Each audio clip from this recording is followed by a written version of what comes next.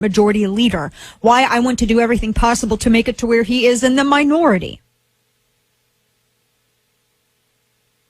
The president has a record of ignoring law and cherry picking what he's going to enforce and what he isn't going to enforce. But this would be kind of an interesting move, but it's been going for a while. I want to share with you this story, which just came to my attention from the National Journal. So apparently hard drive crashes it's an epidemic. My friend Iowa Hawk says it's an epidemic. Darrell Issa has now threatened the EPA with contempt as the president is trying to celebrate the climate victory. Now, the cabinet is trying to tout the anniversary of the president's landmark speech in which he laid out plans to address the theory of climate change. I added theory in because it's a theory. ISA had issued a subpoena in November. He wanted documents and communications between the president and the EPA over a 5-year period as part of an inquiry into whether or not the White House had interfered with how the agency responded to congressional inquiries. Now, the EPA staff, the House was told that the EPA staff was still working with the committee to address its concerns, and this morning they held an in-camera review of previously redacted email, which they say was no coordination with the White House on how to comply with congressional requests. Democrats were criticizing ISA for focusing so much on agency management. And they wanted more information. They wanted more emails. Now here's the paragraph, because it's an epidemic apparently, from the National Journal. The hearing also included a bit of deja vu for the committee members, when members grilled McCarthy on lost emails from a hard drive crash, the same issue that wiped out emails from IRS's employee Lois Lerner.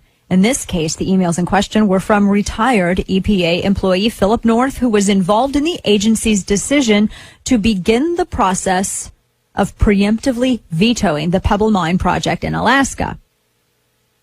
North, who declined an interview request by the committee, is retired, and committee staff say that they have been unable to track him down. According to a committee aide, North's hard drive crashed in 2010. Which was around the same time that the committee is investigating the agency's discussion of a potential veto.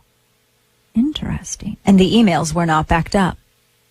McCarthy said it appeared that there were some emails that the agency could not produce that should have been kept, but that she was still working to see if they could be recovered.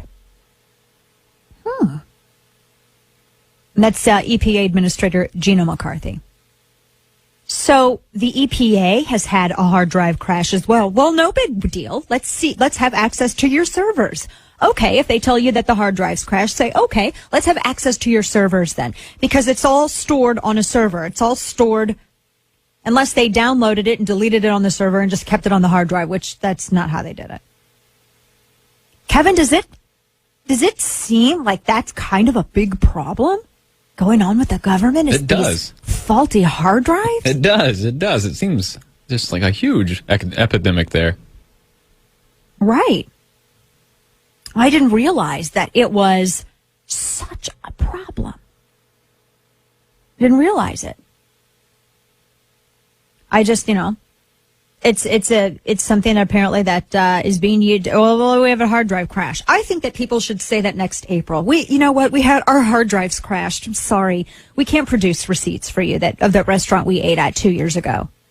Sorry, the hard drive crashed. We're unable to produce for you a cab receipt from that one business trip 6 months ago. Sorry. Oh, the hard drive crashed. That should, you know what? If Congressman Steve Stockman gets his way, that's actually going to be what you can do. Did you hear about the bill that he has put forth? It's actually pretty smart. It's called let me find this, the Dog Ate My Tax Return Act. And under his bill, taxpayers who don't provide documents that the IRS requests, they can claim one of the following reasons. This is real. Number one, the dog ate my tax receipts. Number 2, convenient, unexplained, miscellaneous computer malfunction. Like would be for hard drive crashes, That would fit into that number 2. Number 3, traded documents for 5 terrorists. Number 4, burned for warmth while lost in the Yukon.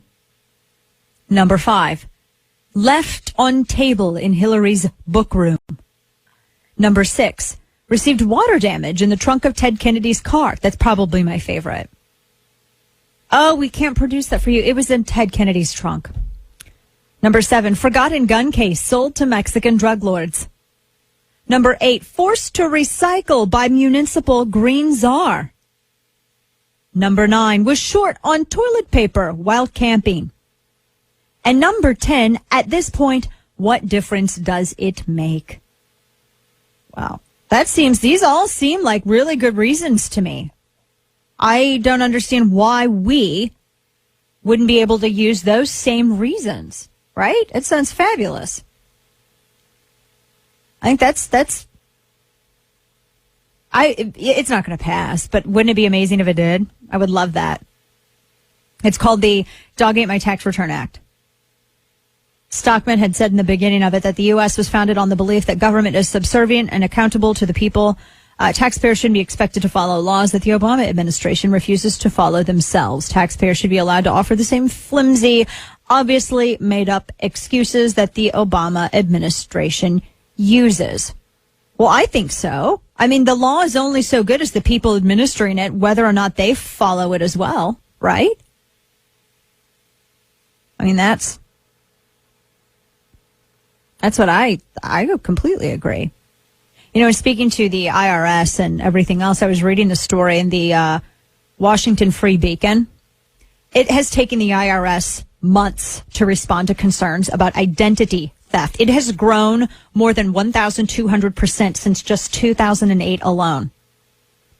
And so far, they've ignored inquiries by people like Senator Marco Rubio and others asking how successful the agency's prevention policies are.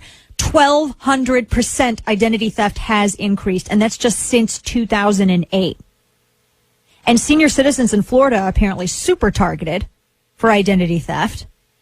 And the IRS still hasn't followed up. Instead of waiting for the government to do something about it, be proactive and call LifeLock. LifeLock Ultimate looks out for you. It looks out for me. It relentlessly protects my good name, watches over my bank accounts, actively monitors. Credit monitoring? No, does not come close. It is not what LifeLock Ultimate is. LifeLock Ultimate gets that identity theft is an industry. And if you want to be proactive about it and you want to take charge and really put an alarm on your identity like you do your car or house, you need LifeLock. Look, you don't have to change your life. You just need to help protect yourself. And you can do that with LifeLock Ultimate. Visit LifeLock.com now. Enter promo code Dana or call and just mention Dana to save 10% off on your LifeLock Ultimate membership. The number's 800-570-0701. That's 800-570-0701. Network does not cover all transactions. We have headlines coming up. Keep it right here.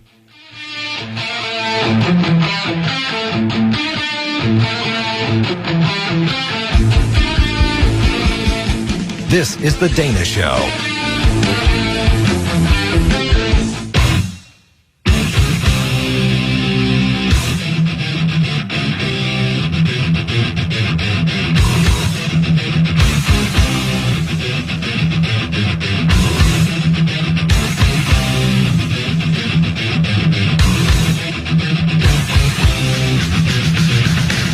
Talk lines are open now at 866-455-9797. This is The Dana Show. So the RNC is looking at either Cleveland or Dallas for the next GOP convention.